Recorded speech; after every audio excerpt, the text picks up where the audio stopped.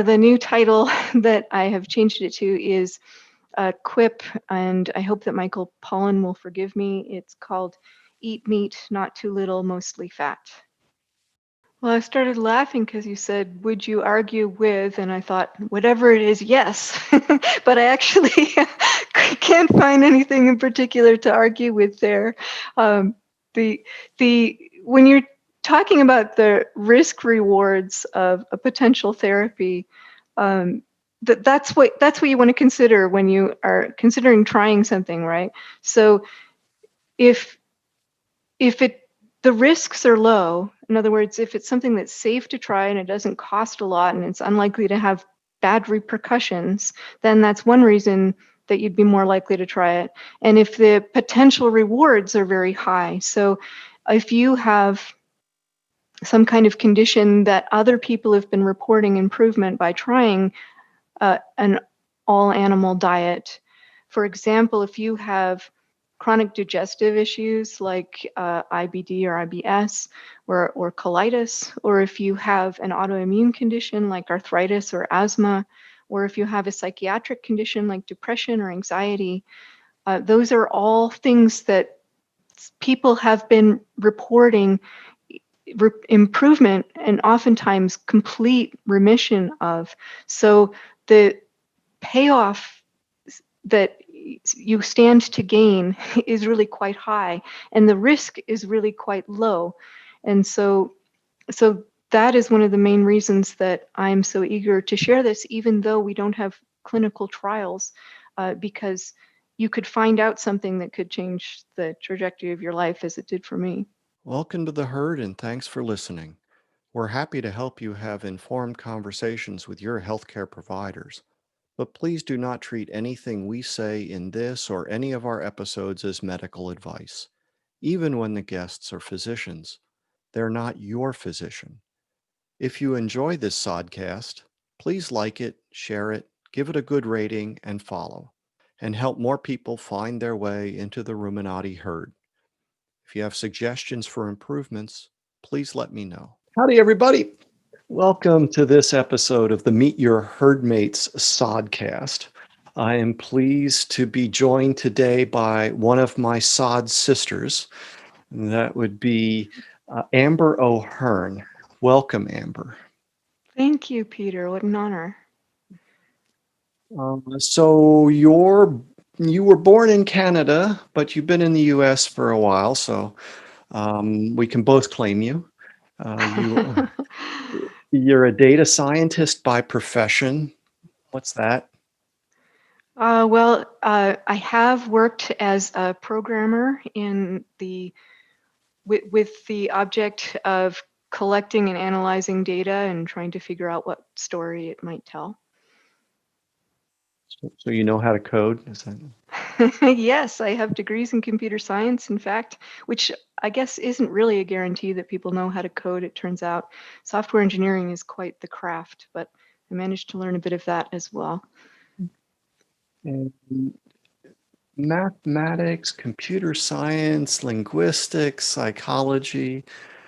Wow. Russian, one of your languages, is that right?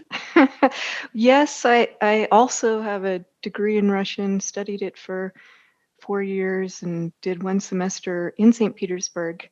I'm a little bit rusty, and I of course don't have native fluency, but it's a language that I really love. Okay, so somewhere along the way, you got interested, one, in altering your diet to achieve specific purposes. And then you really became what I'll call a private scientist, digging into the literature to a degree that many don't. So I'd really like to explore that. One, because of this, we live in an age when you can do that. I'm continually amazed at what I don't have to go to the university library for anymore. There's a world of information available to us today. But you and I started, I think, with the same book, but not at the same time. You were a bit earlier discovering protein power, if that's right. That's correct. And that book did send me to the university library, which was where we still had to go at that time. And it was exciting enough that I made that trip many times. And I'm still very grateful to the Edes for having set me on this path, this rabbit hole that I'm still down in a couple decades later. Mhm. So where were you living then? That was in Halifax, Okay. Nova Scotia, And the university would have been Dalhousie Medical Library. Yeah, mine. microfiche. Oh, the relics. Um, yeah, I'm old enough to remember punch cards. So okay. Um, and you, so that's about what kind of time frame? Years? Um, it was 1997 that I found that book. It had just come out, and so I guess that's 23 years ago. Wow. Yeah, time flies. Um, and about 10 years before I discovered it. So, um, It's a timeless classic, really. I still recommend that book to people, even though many low carb diet books have come out since then. And even though I think they've changed their views on some details, I think the great picture, the sort of grand picture that it presents hasn't changed, and I think is a great presentation. yeah, when I spoke to Mike, he said that what's changed is what we've discovered since then. Not Hmm. necessarily that anything needs to be corrected, but so much more has sort of emerged, both from clinical practice as well as research. So, um, yeah, I too, that's one of the books. In fact, that's one of the books I look for in used bookstores and buy copies to give away. So, very much indebted to Mike and Mary Dan Eads for that work. But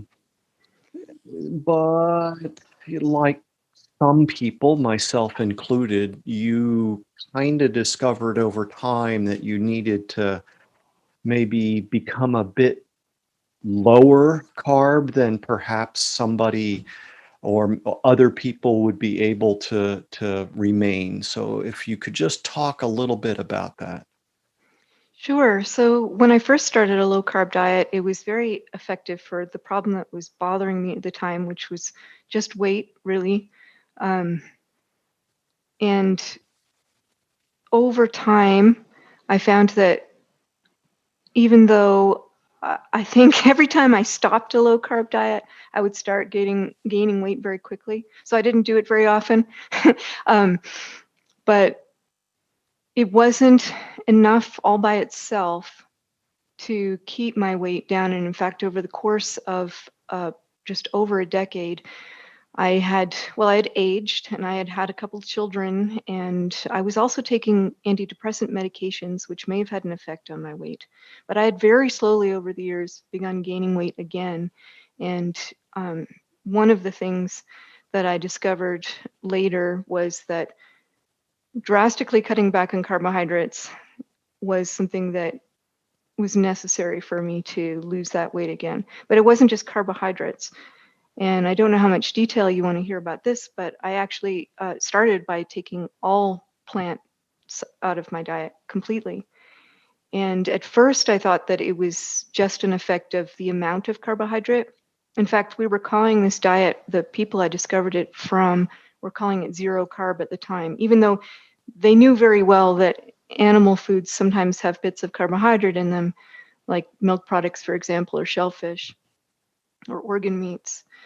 And that other things that we weren't eating, if you exclude plants, might not really have any carbohydrate. Either they have only fibrous carbohydrate or they're oils, and so they have no carbohydrate at all. And eventually, I decided that, through the process of discovery and talking to other people, that it had more to do with the plant factors than the carbohydrates themselves, although the drastic lowering of carbohydrates probably has something to do with it too. Okay, so if we take all the plant source foods out of the diet, then that means that this is very different than many people would believe is possible. There's many bits of what I call received wisdom that say that we must have fiber in the diet and we must have vitamin C in the diet and we must have so much glucose every day in our diet. And yet clearly you've been on this for a decade now. Yes, over now it's coming up on 12 years next year. How long does it take for scurvy to show up in British semen? Shouldn't we be seeing that by now? Or Well, yes, scurvy takes about a month or two to develop, but fortunately, I have been getting vitamin C all along, not because I'm taking it, although from time to time I have taken other sources of vitamin C. But for the most part, I've just been getting it in meat. It actually it's a bit of a myth that meat flesh doesn't contain vitamin C. Granted, the amount is kind of small, but the amount that you need in order to prevent scurvy is also pretty small.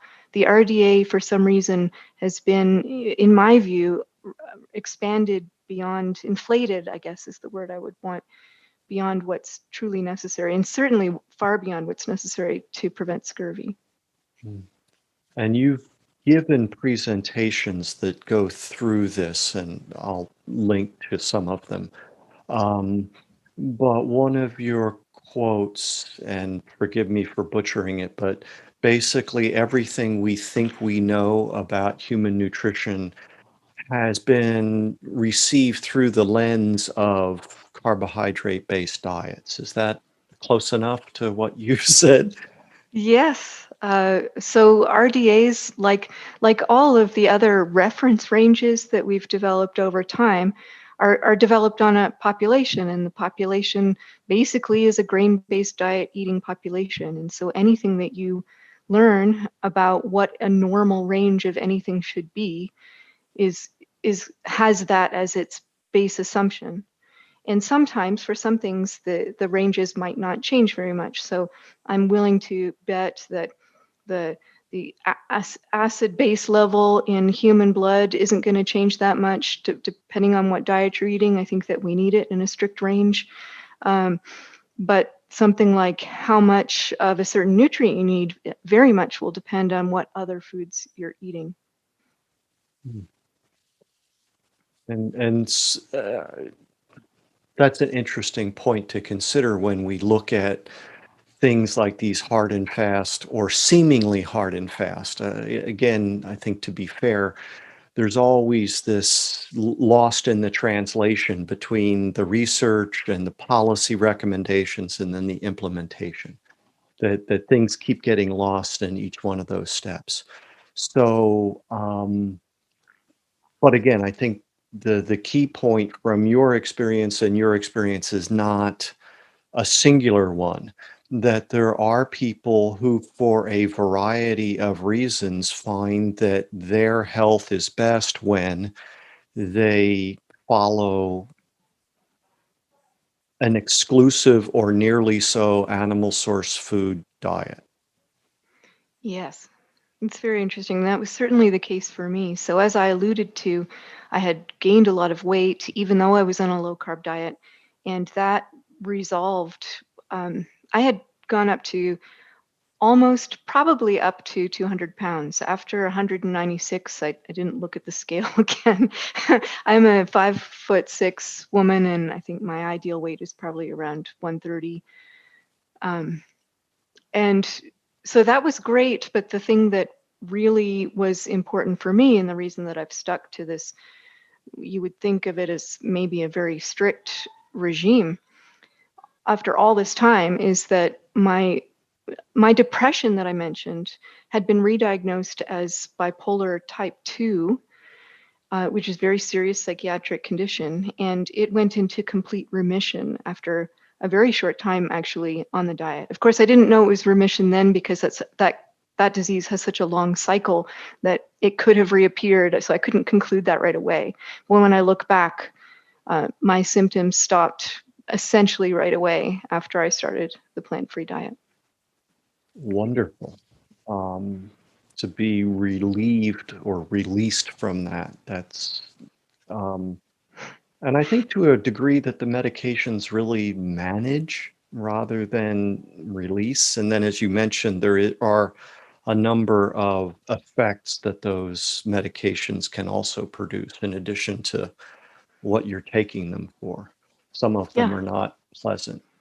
And so eating beef, I know of no adverse side effects at this point. Agreed. Agreed. Mhm.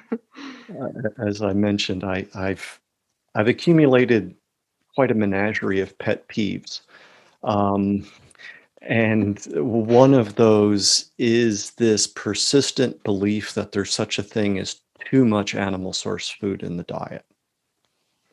And Yeah, that's that is, well, certainly from my perspective, that's strange because that's all of what I eat. So it's about as much as it could be. Yeah, it'd be hard to imagine more. Um, the idea, these are all associations based on nutritional epidemiology of chronic disease. And in the disciplines that I'm trained and used to, they will reference that work and bring it into their paper. And oftentimes it's not really challenged or examined, it's just assumed to be the case. And it, Yeah, well, I don't think it's ever really been tested in the way that you would want to make a claim like that because, well, as I'm sure you know, all of the epidemiological studies that I've looked at have, again, and it's like the reference ranges we were talking about. So they have this base population, and you're talking about a little more meat and a little less fruits and vegetables, basically. And then there's so many reasons why people might have more meat in their diet that may be related to eating other things that are not so good, like it might be associated with eating a lot of fast food. It might be associated with just not being the kind of person who cares about listening to what they've been told for a long time.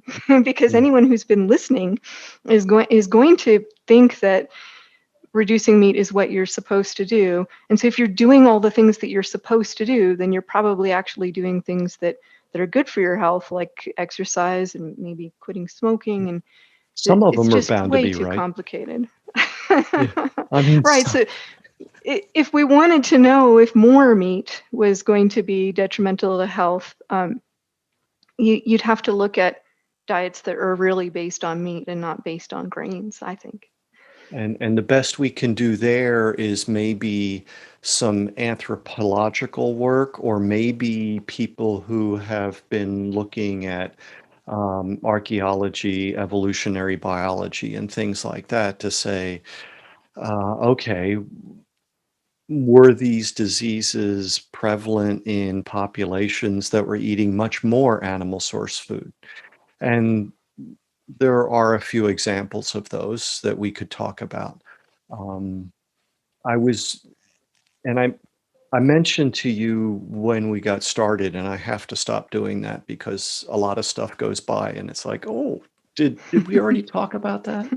Um, or so what you a recent talk that you gave, and again, I'll put the link in the notes, but you're talking about something called a lipivore.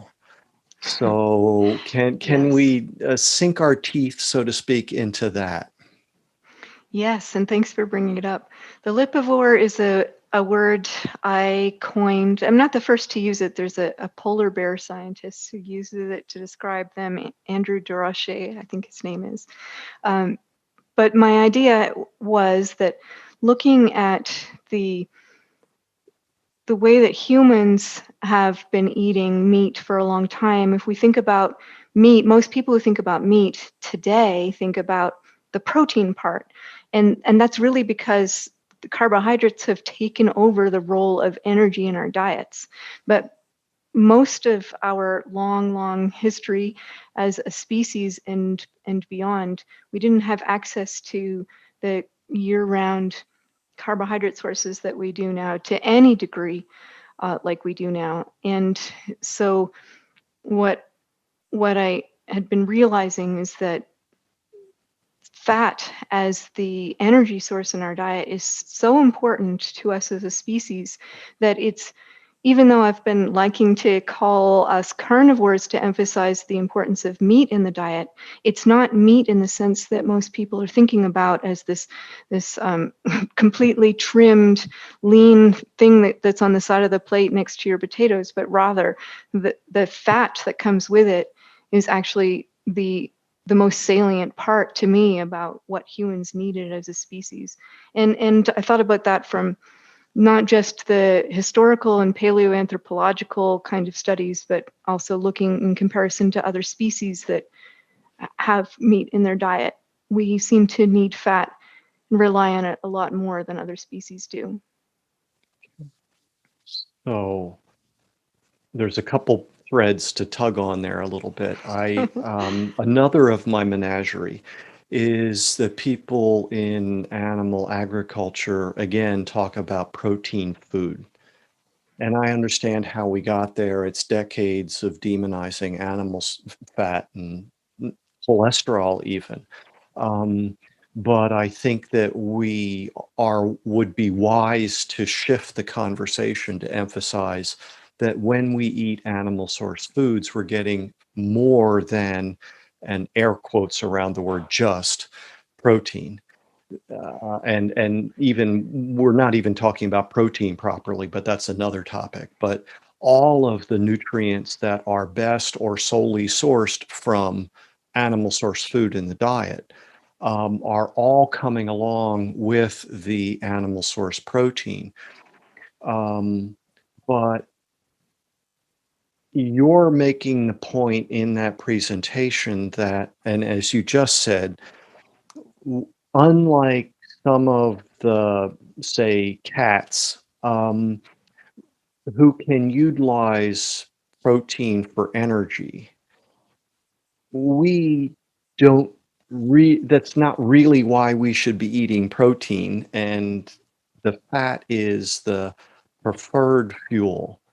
And there's several things that you've pointed to that in terms of even a lean human's body fat composition compared to relatively close relatives or other animals. One of the striking things was the fatness of human infants compared to seals. And this process or this condition called ketosis, which I think too many people still associate with disease. So are there any of those threads that you could follow, or I'll try to repeat them? So many. Well, let's start with getting energy from protein. So obviously we can get energy from protein, and it is classified as one of the three macronutrients, right? So there's carbohydrate, there's protein, and there's fat. And the reason they're classed together is because they are sources that can be used as energy by the body. But it's always, talking about pet peeves, it's always kind of bothered me that protein is in that category, because just because we can use it for that doesn't mean that we really should necessarily, or that we even do. Protein has this kind of double life where it is, I like to think of it more as a micronutrient, even though it's not technically considered that way, but it's something that we need. We have daily requirements for. Like you said, protein is just also way too general a word. We have needs for specific dietary amino acids, and that's the reason that we need protein. We don't need it for energy. And in fact, as humans in particular, we have limits on how much protein we can use for energy before it starts to become not just inefficient, but well, it causes problems that have been attributed to the metabolic waste products of metabolizing protein that might be hard to get rid of. It's been found that, for example, in explorers, there's this phenomenon called rabbit starvation. And what that means, what they were referring to and why they called it rabbit starvation, is because you're out in the wild and the only source of food that you have are lean animals like rabbits. they don't have enough fat on them, and you as a person are already lean and fit, and you're not getting very much fat from your own body stores. And what happens in that situation is, first of all, you get ravenous because you're just not able to get enough energy from pure protein. And you also get symptoms of illness like nausea, headaches, diarrhea, fatigue. And the cure for that, the only cure for it is, well, you'll have a ravenous craving for energy in some other form, be it fat or carbohydrate, and either of those is sufficient to deal with that problem. Now, other species, like you mentioned, have a greater capacity to get their energy from protein. I think cats can get about 70%, is the figure that I remember from Mickey Bendore's thesis. A lot of my understanding of this comes directly from Mickey Bendore. I'm very grateful for his work. And even dogs can eat a lot more protein than we do. And I think that one of the reasons for this may come from our heritage. So we didn't start as carnivores as far back as the many millions of years that felines, for example, did. We came from primates. We are primates, right? And we had this heritage that was much more herbivorous earlier, back when before we took a different route from the way that our closest relatives, gorillas and chimps, did. And so we have this folivorous leaf-eating history in which we were getting most of our energy from fiber, which we were then turning into fat in the gut. And so I think it can help our understanding by realizing that a fat-based metabolism is already what we started with, as opposed to a protein-based metabolism. And there are these adaptations to the digestive anatomy and physiology that gets us to that fat base. So a cow, for example, has this huge fermentation vat that we call a rumen, and then some additional structures before it ever gets to the acidic stomach. As you said, some of our more ancient ancestors had very enlarged large intestines and cecums, so their fermentation took place after the small intestine, more like a horse. And then we have some animals like pigs that are more like us, but then they still have enlarged cecums. So, but at the end of the day, we end up, when we're running on an appropriate diet, getting about the same amount of energy from fat, even though the diet coming in is very, very different. Yeah, and I like that approach of cross species, because no matter how much we know from the past, uh, there's a degree to which it's always speculative, but we can just look directly at what a human digestive tract looks like and compare it to other animals and see where the similarities and differences are. And you can see that even compared to gorillas and chimps, which are a lot like us in many ways, the amount of volume, intestinal volume, that's devoted to the fermentation of fiber is just much, much less in humans.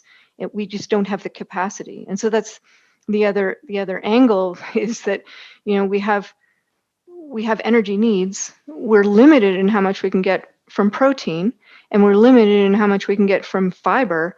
And so the only real choices left are fat and carbohydrates. And from an historical perspective, it had to be fat, because there just wasn't enough carbohydrate around. And the carbohydrate that there was, a lot of it, so if you talk about root vegetables, right? Tubers, or I think in the literature they're called underground storage organs, because they're storing energy underground. But the problem with those, one of the problems is that they're kind of seasonal and you can't necessarily find them all the time. A second problem is that in order to get at the carbohydrate that's stored into them, they're mostly fibrous. You'd have to cook them to get maximum yield. And we didn't have fire until relatively quite recently.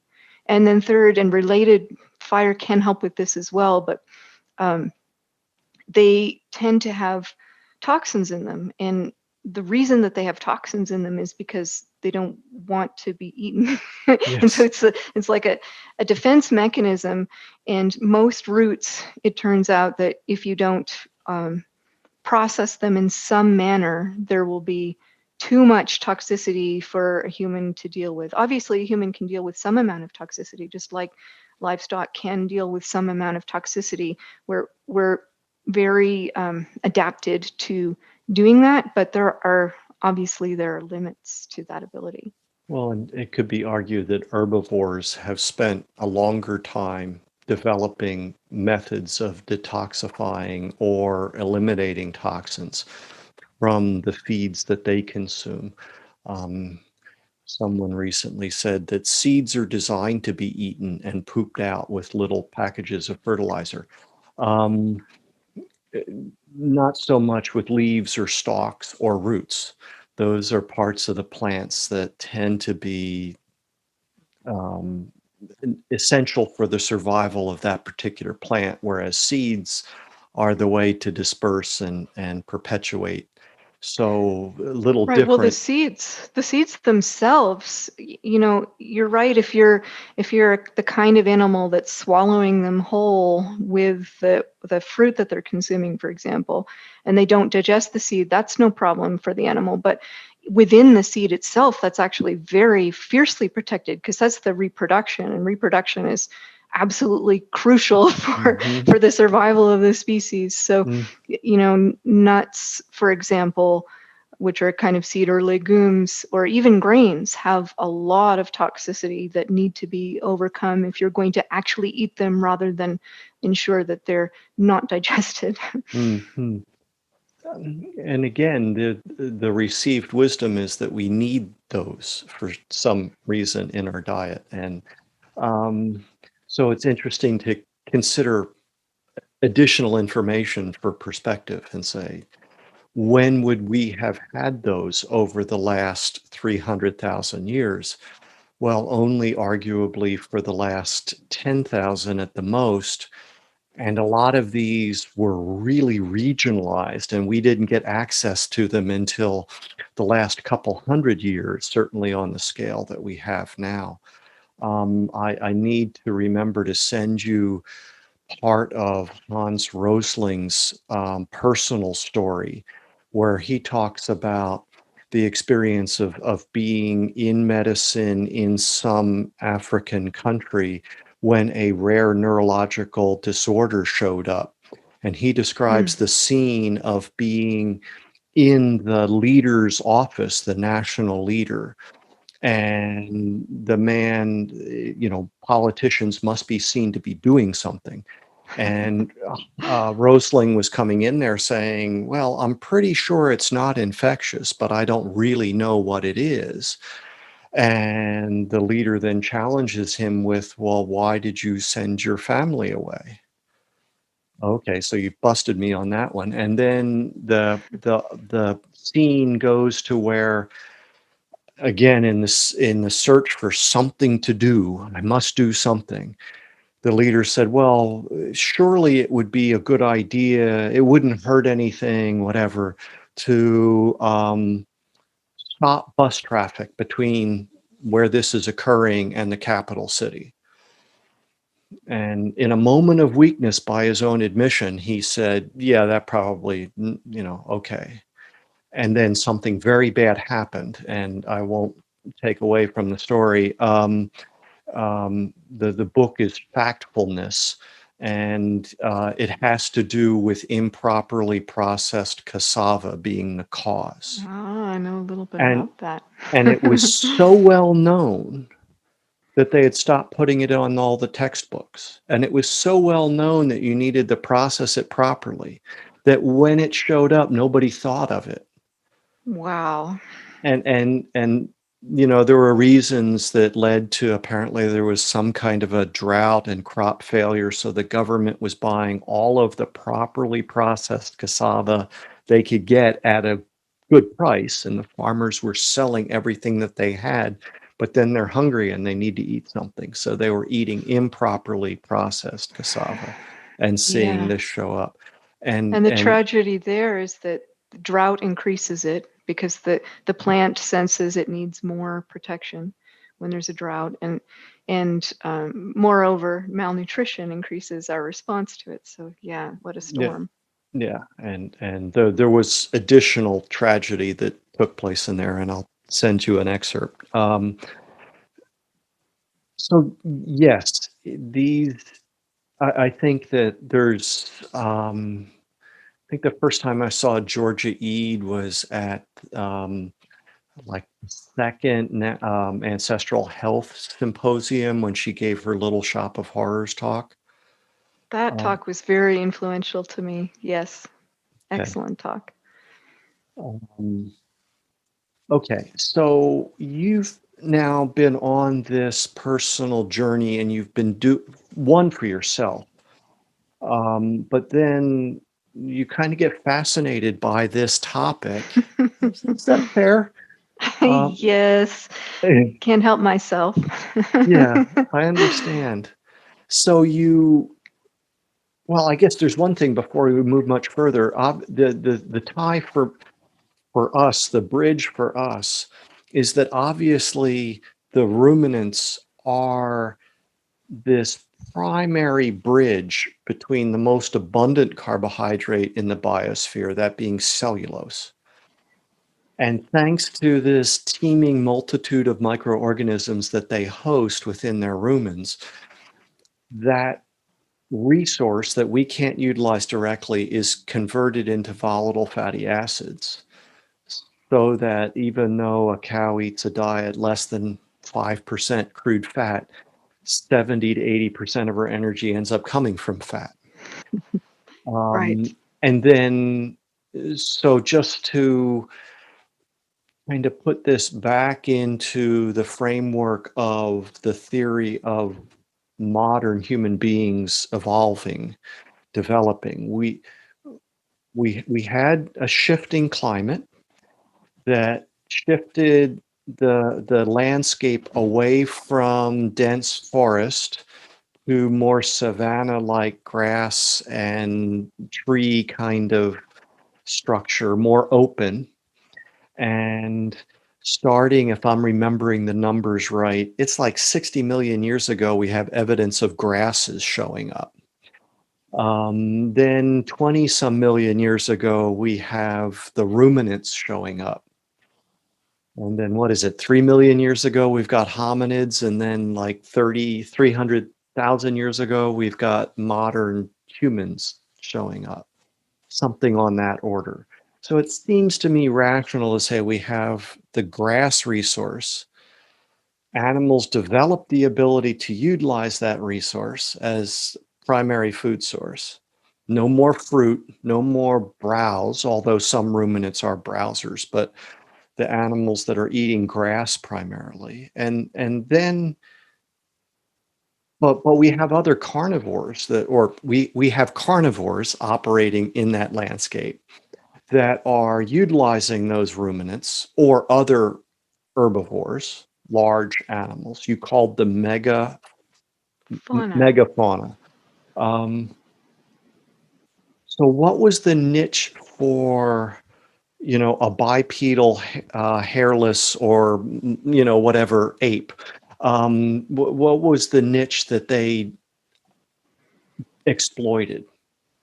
Well, it's really interesting. If you look at the ones that are still there, what they're eating is mostly, like I said, leaves and other forms of fiber, fruit, which is mostly fiber, the kind of fruit that we're talking about. And they also hunt occasionally, but what they're hunting are not these megafauna that are out on grasses. They're hunting small other animals. For example, chimps will eat monkeys. They can hunt them down in groups by surrounding them, and they can tear them apart with their hands. And of course, they have large teeth to tear into their flesh, so they're very effective at doing that kind of hunting. And I think that a lot of the time people don't think about chimpanzees as being carnivorous in that way, but they are, and I think it's a really important nutritional component to their diets, even if it's a small one. But the the thing about humans, or the hominids that we came from before being human too, is that at a certain point we started hunting these animals that were large and that were on grass, so great big fatty animals. And in order to do that, well, some of them, I've heard Mickey Bendor talk about how some of them are not that hard to catch. Maybe you can like push them. There's the canonical pushing buffalo herds over a cliff, or luring them into falling somehow, and that is one thing. But we also have been proficient bow hunters and spear hunters for a very long time.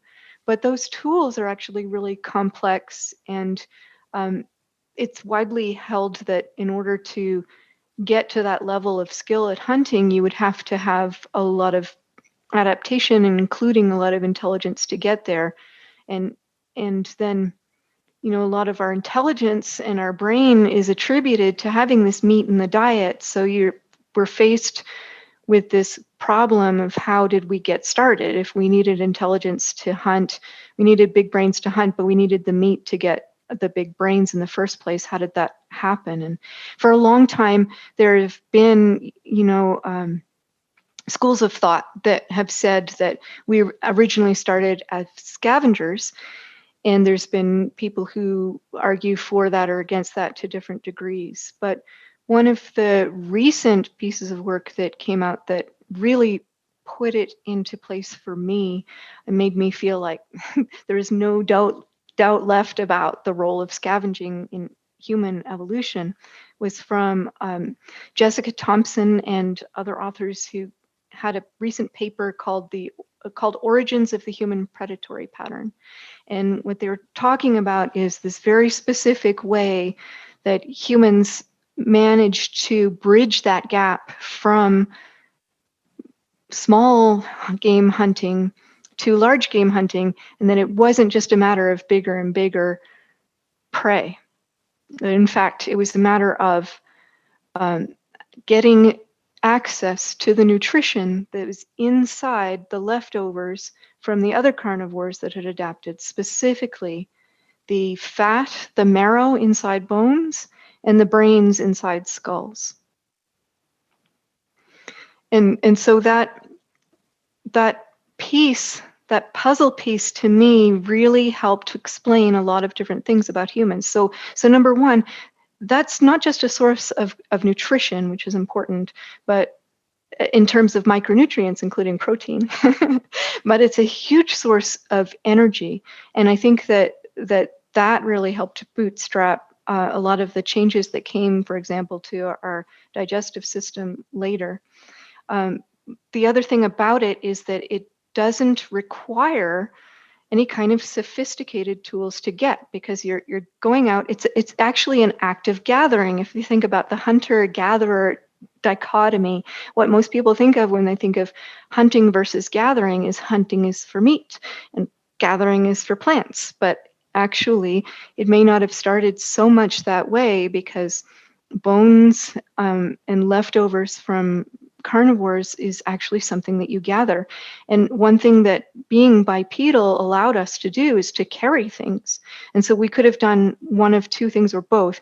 We could have gathered up these bones and skulls and taken them back somewhere to eat them, or we could have carried the tool we needed to get into them onto the field. And that tool is just simply a large stone that you can grip and hit in a percussive manner.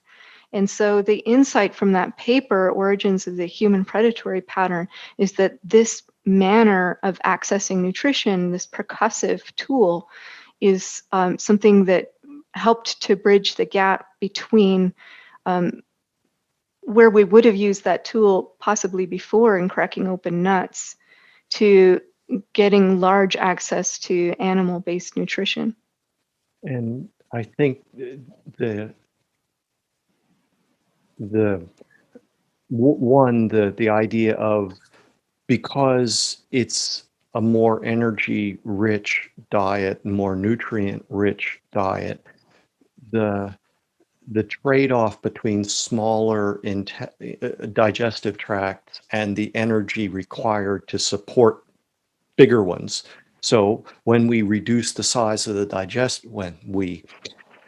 when the digestive tract reduced in size, there was a decrease in the metabolic energy necessary to support it. And that energy, in addition to the building blocks, could then be available to support larger brains, I think was one aspect. Yes, that's really important because there had already been this theory for a long time, a hypothesis called the expensive tissue hypothesis by Alo and Wheeler in the 90s, who noticed that that there was both a reduction in size of tissue in the human digestive tract and an expansion in size of the brain. And they noticed that both of those types of tissue are extremely metabolically expensive. They needed a lot of energy to run. And they figured that the only way that you could make that happen is if you put, or rather that the reason that those happen together is that the only way that you could spare energy from the brain is by reducing energy in making tissue for the digestive tract. And if you put that together with the availability of a high energy diet coming from animal fat, then it all makes a lot of sense because you've got the energy to expand the brain, you've got the ability to let go of that intestinal tissue that was devoted, that you needed so much to devote to breaking down, to fermenting fiber. If you look at the size of a chimpanzee or gorilla gut, it's just huge because they need so much space and they need to fill it constantly Mhm. in order to get enough energy. And so it makes a lot of sense that this discovery, I want to call it, of being able to make use of all this animal fat suddenly frees up this adaptive possibility that wasn't possible before. And it indeed there is a first phase, you might say, of brain expansion that happens in the Homo or in the hominin line at the point where Australopithecus are starting to have the first brain expansion that we see in that line. Mhm. And I love the way you describe, and I know that Dr. Thompson described it as well.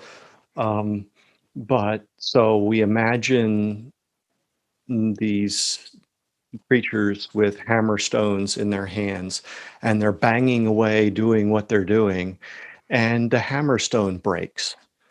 And they just keep doing what they're doing. But at some point, that then becomes the next thing. The bit that breaks off becomes the next thing. This part really struck me as well because even now with chimps who are using percussive stones percussively, they will have flints come off, or not flints, but Flakes. flakes. Yes, and those flakes they ignore as you would because it's just a mess that's happening as a byproduct of what you're really trying to do. But how many times if what you have in your hand is a bone that's got little bits of meat flesh on it, and what keeps falling into your lap is a flake that is exactly the right kind of instrument that's going to allow you to scrape that flesh and chop it efficiently, that it sooner or later you're going to notice that you can do that. I think I just have this vivid imagination of the aha moment happening again and again with that particular thing. Far Side comes to mind, It um, does. but so as you've said, part of the narrative has been that these cut marks on bones were evidence of the earliest tool use. And what Dr. Thompson and others were able to realize, sometimes from pre-existing research, but in some cases, they were finding it, that when they began to look for these percussive or concussive marks on the bones and the shattering of the bones, that became the evidence of tool use once they had the insight of this. And that pushes this date of tool use well back into history. As I'm recalling, it was on the order of 100,000 years, but I could be completely off on that. Yeah, I'm not sure where their research was looking at, but yeah, it's really, you know, this comes back to data science as well. With the data scientists, what they're doing is you're taking a whole whack, let's say, technical term of data, and trying to find patterns in it. And the patterns that you're going to find always depend on which features you choose to look at.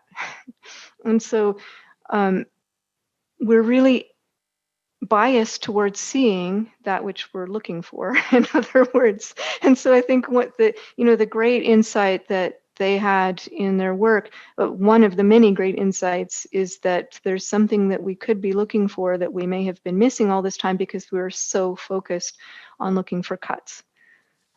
And in a sense, it's almost as if, now perhaps this is oversimplifying and maybe it's not accurate at all, but there was the narrative and people recognized the problems, but the narrative was almost too good or too perfect, and so we'll just ignore it or we'll find ways to explain around it. We won't look. So the other point, and I think I got this from listening to or reading Gary Taubes, is sometimes it's the tools that we have available to ask the questions with are going to Yes. dictate what kind of answers we can get. And so we need new technology as well as new insights to apply, and even, as you say, to look at the data itself, cast a new eye on it. And maybe we've been, what was it somebody said, if you have, it would be like somebody who has a blue filter and a yellow filter on their glasses. And all of a sudden they become aware of the yellow filter. And so they remove it. And now things aren't green anymore. And look, we've been wearing this filter. That's not the way things really look. Now I see the way I still have a blue filter on. So Yes. there is cause for a substantial amount of humility as we go along this journey. And we're where we are, and there's reasons, and hopefully we can progress. We're nowhere near being close to done with this, I think. I hope never. Yeah, well, we've got our run ahead of us, and then hopefully others will pick up the ball and move it forward. Um, so you are writing a book, but you're publishing it in an interesting way. Could you talk a little bit about that so that people could come and enjoy what you've done so far? Thanks for mentioning that. Yeah, I had an idea for a book and I started writing it, and I thought about trying to work with a traditional publisher. Obviously, that is the way to get a lot of reach and, outsource important things that I'm not good at, like cover and printing and all that. But eventually I decided that I really wanted to do it, well, my own way. I didn't want to be constrained by what might be popular this year, or making it, to fit the things that maybe people might be looking for on a first pass. Like when I came to uh, a carnivore diet, and that's what the book is about. When I came to a carnivore diet, I originally went there because I had weight problems that I wanted to solve. And probably many people who would be interested in buying a book about a carnivore diet might be focused on that. But there's so much more to the story about human evolution, about plants and what they're good for and what they're not good for, and what they're needed for, and how they might harm us. And so what I decided to do is publish it myself, and I decided to make it available for everyone for free. And so to that end, I'm publishing it in order, chapter by chapter, as I finish them online. And then the idea is that when I finish, I will do whatever editing is necessary to bring it back into a coherent whole, and then offer print books for sale if people want it. But I wanted the information to be available, and I'm up to chapter 5 that's been released so far. And where can people find that? The site is called facultativecarnivore.com, facultative carnivore being all one word. That was my original title for the book. And what it means is it's kind of a pun. Facultative can mean by choice, and I'm eating an all-meat diet by choice. But it also is a technical term. A facultative carnivore is one that, like certain canines, where they are carnivorous by their needs, but they have the ability to get by eating other things, eating plants as a source of some nutrition. However, the new title that I have changed it to is quip, and I hope that Michael Pollan will forgive me. It's called Eat Meat, Not Too Little, Mostly Fat. Excellent. A point that returned to my mind, this idea that that our ancestors preferentially preyed on the very large, very fatty animals. And today, with modern livestock production systems, from genetics through nutrition, we increase the fattiness of the animals. And what's interesting is, if you look back a few decades, there were arguments about how, some animals, they were trying to explain, hang on to the animal fat causes heart disease, but if you eat this kind of animal that has less fat, it's better for you. Or, if the fat's a little different, or this, that, and the other thing. And so they were trying to find a way to have people eat red meat, which they wanted to do anyway, but feel less guilty about it. And so that was a winning strategy for a while, and it still sort of contaminates the landscape that we're trying to negotiate in. But this idea that we can increase the fattiness of muscle meat in our domesticated livestock is an interesting adaptation or bridge after, the exploitation of wildlife. Now we can move to this. It is interesting because, like you said, the animals that we used to hunt, we've all hunted to extinction all of the largest, fattiest animals, and we're left with the slim pickings, let's say. And so of them, the cattle, for example, are among the largest animals that we could choose left, but even they are smaller than the average animal that we used to hunt. And so the fact that we can selectively breed and carefully fatten these animals to make them more like our heritage makes a lot of sense to me. A lot of people portray that as a certain kind of gluttony, but I think all it is food wanting. The other idea that reminds me of is something that Brad Marshall taught me a lot about. He's a recent blogger. He has a blog called Fire in a Bottle, talking about these ideas, and he also spent some time as a pig farmer, and he studied dairy farms in early America and in Europe, and he's talked about the synergy that you get when you have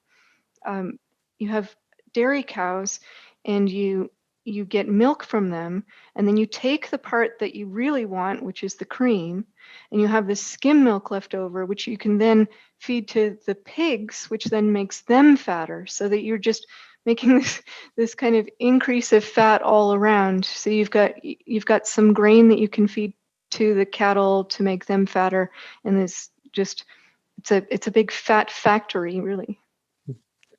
Well, I think we should let them turn the carbohydrates into fat for us instead of us. Um, Exactly.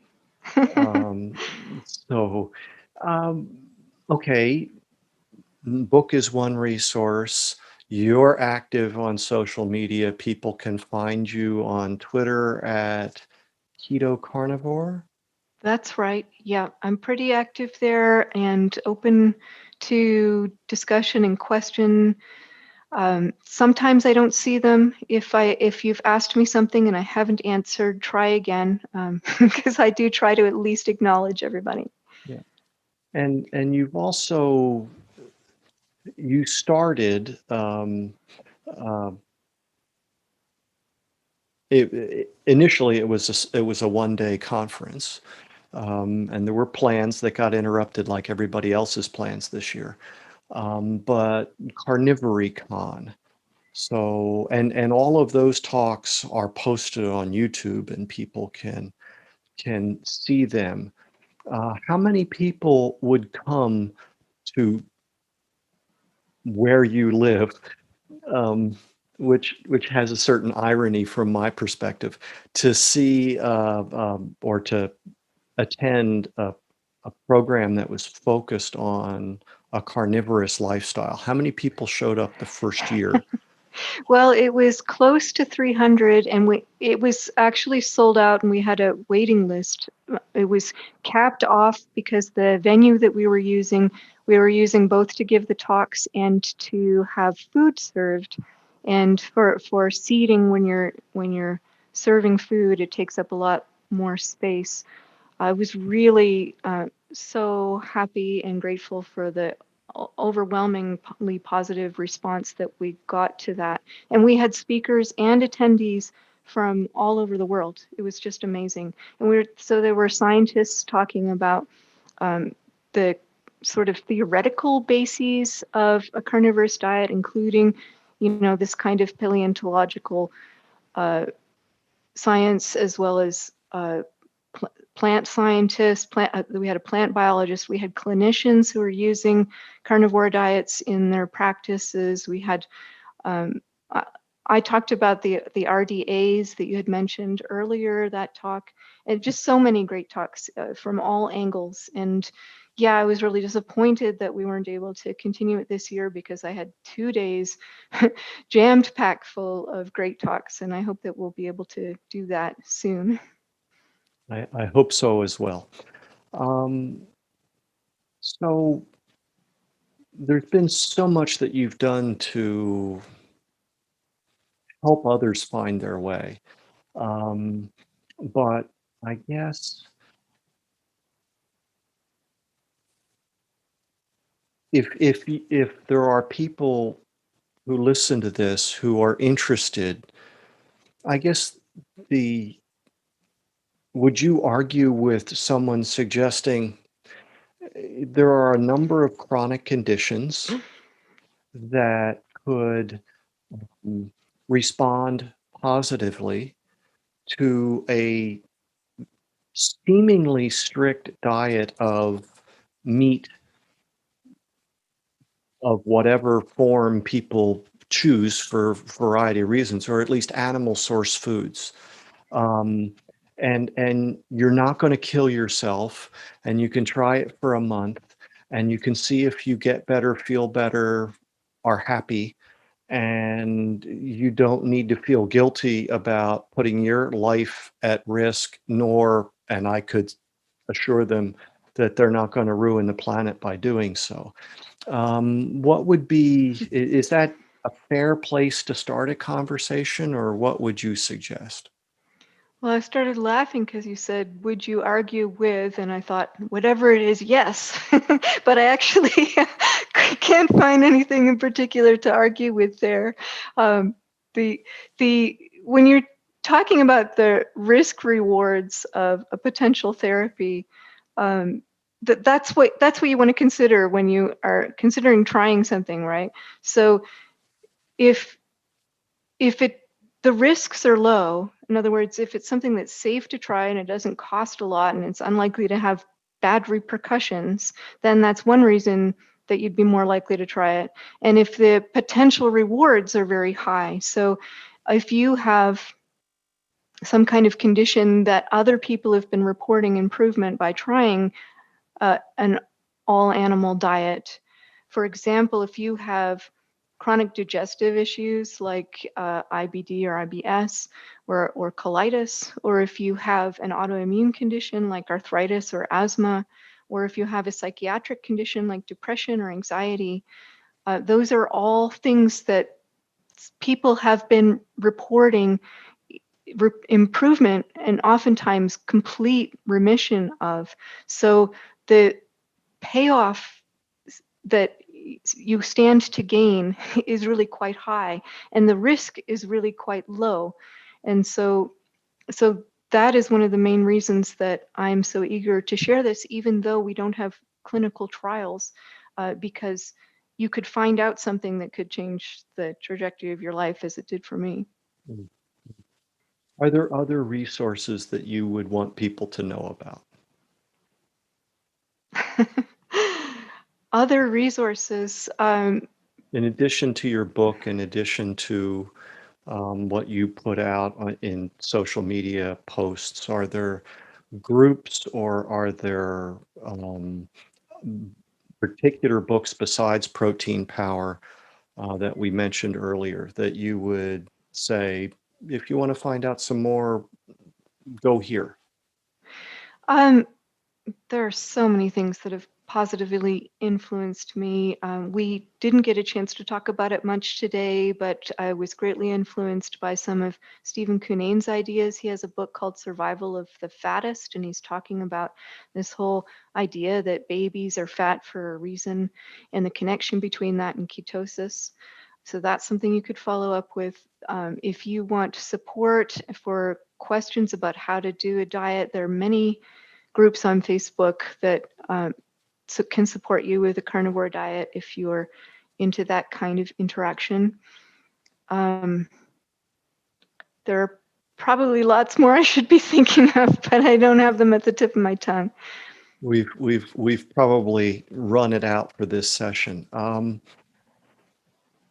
So I've asked you a bunch of questions. It's only fair to give you the opportunity, if you want, to ask me some questions if you have any at this point. Well, I am eager to find out where you will be going with all of the great information that you have gathered, and where I can find out more actually about the other parts of this story. Because, I think when you're talking about meat eating, you have the impact on the human being to eat meat, which has been grossly twisted and misunderstood in my view. And you have the environmental impact of farming and all of the questions about raising meat. And actually, I do have a question to you about that.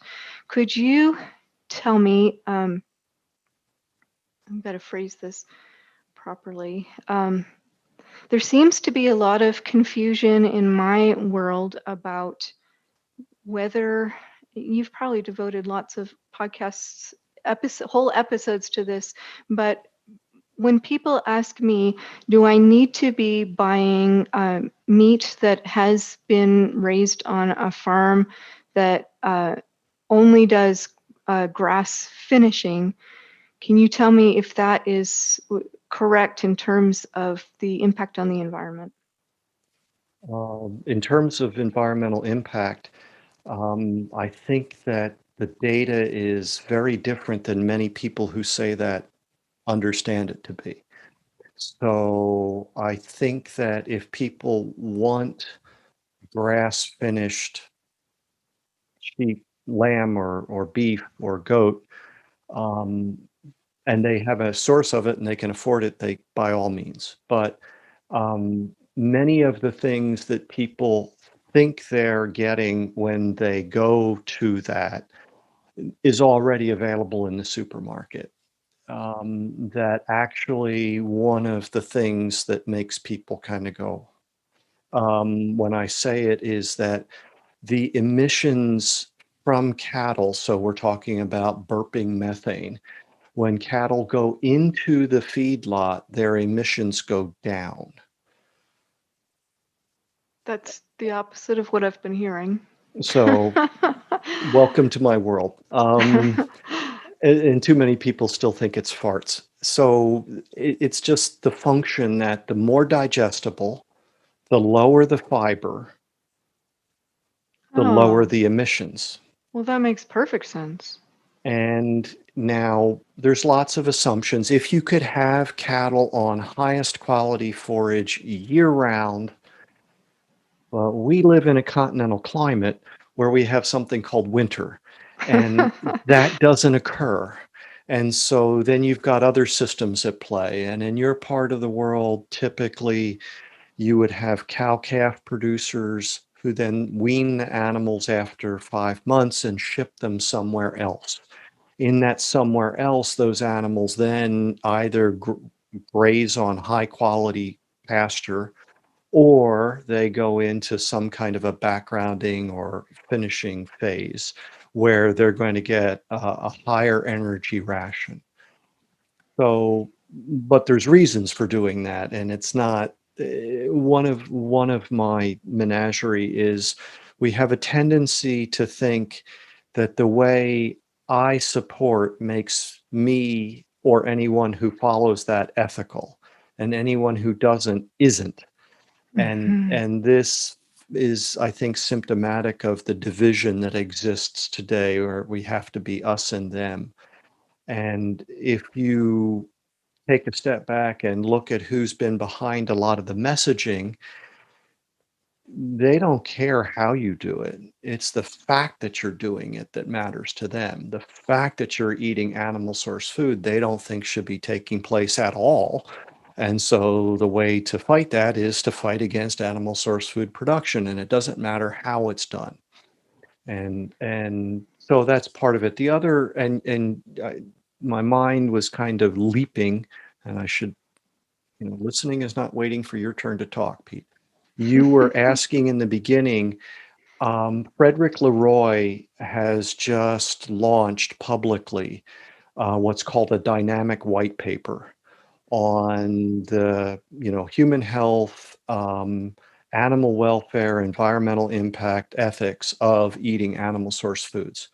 And there's 24 or more scientists behind that effort. And the idea is that this is something that's already launched with a great deal of information, including links to supporting literature, and will grow over time. And so far, it's something I have a very minor part in, but it's something I'm happy to support. Where the information is going to go, as far as what I'm trying to get a few projects a bit more traction. And I must admit that your example is an inspiration. So maybe it'll go that way, or maybe it'll go another. But the least I can do is introduce the various experts that I've been learning from this whole time. I just feel like this graduate student who's gotten to attend like the world's coolest graduate school with the broadest faculty possible. And yet a lot of the faculty don't talk to each other. They're not aware of. So I hope that we can introduce these really top quality people to each other so that, like you say, the puzzle pieces can start to fit into, and we can have a much more holistic um, understanding and response. It really does need to be an interdisciplinary conversation. And I have likewise learned enormously from you.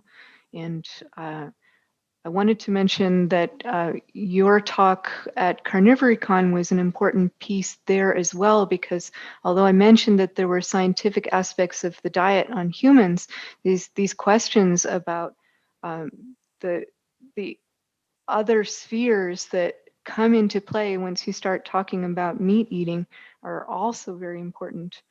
Um, so I'm very excited to have been part of this here for you and for you to be part of it for me. And I think we're all learning from each other. Couldn't agree more, and it's been my pleasure. As I describe you as a sod sister, so whether you applied or not, I don't know. I'm not in touch with the membership committee, but I'm very grateful to have met you. And again, that goes back several years. I think, well, we probably met at Ancestral Health in 12. But I do remember attending, was it Breckenridge or one of those where I really became more aware of you and what you were doing, and then that's grown over the years. So thank you for being one of the members of my brain trust. That I can throw things past, and I look forward to um, having the opportunity to have you come to other agricultural groups and speak, because like you say, I think this interdisciplinary approach to getting people to understand more of this and maybe think about what they're doing in a new way will I think help them as well as many other people. So thank you very much. Thank you, Peter.